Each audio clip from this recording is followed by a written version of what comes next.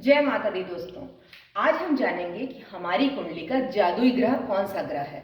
इसे समझने के लिए सबसे पहले हम ये जान लेते हैं कि हमारे कुंडली के 12 भाव किस किस चीज के बारे में बताते हैं।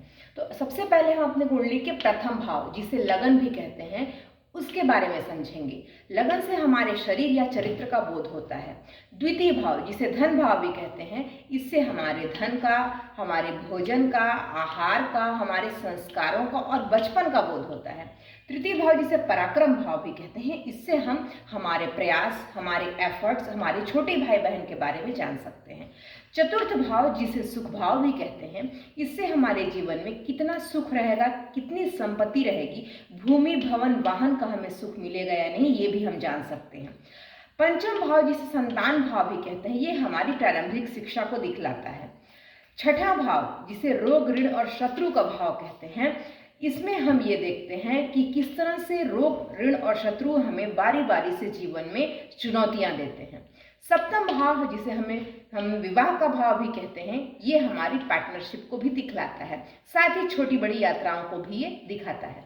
अष्टम भाव, जिसे आयु भाव, कई लोग इसे मृत्यु का भाव भी कहते हैं, ये हमारी पूरे जीवन की आयु सीमा को बतलाता है, ये रिसर्च का भी भाव है। नवम भाव, जिसे धर्म भाव भी कहते हैं, इस भाव से हमारे धर्म, कर्म और हमारे पिता का बोध होता है। 10वां भाव जो है उसे हम कर्म भाव कहते हैं, ये हमारे जीवन का ओवरऑल कर्म दिखलाता है। 11वां भाव, जिसे इच्छा पूर्ति का भी भाव कहते हैं, ये हमारी इच्छाओं को पूर्ति करने के लिए हमारे जीवन में आगे आगे रास्ते दिखलाता है, साथ ही इससे हमें मित्र मंडली का भी बोध होता है। 12वां भाव, जो कि अंतिम भाव कहलाता है, ये विदेश गमन का भी भाव है, व्यय या खर्च भी हम यहाँ से देख सकते हैं, तथा अस्पताल या जेल जाने का भी बोध हमें इसी भाव से होता है। तो हम आते हैं अपने टॉपिक पे। हम बता रहे थे जादू ग्रह क्या है। जादुई ग्रह वैसे 9 होते हैं, जैसा कि आप सभी जानते हैं, और उन ग्रहों में से जो जादुई ग्रह होता है वो होता है केतु ग्रह। और ये जादुई ग्रह क्यों होता है और ये जादू हमारे लिए कैसे करता है, बहुत ही छोटा सा यहाँ पे सूत्र है और रेमेडी है।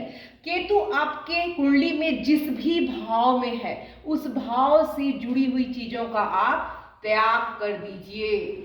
यदि आपने उस भाव से जुड़ी हुई चीजों का, मेटेरियलिस्टिक चीजों का त्याग कर दिया, दान कर दिया या लेट गो कर दिया, तो केतु आपके लिए बेनिफिशियल हो जाएगा और आपके जीवन में वो सब कुछ दे के जाएगा जो आपने कल्पना भी नहीं की थी। इसे अपनी कुंडली पे आजमाइए और एक बार जरूर प्रयास करिए। जय माता दी।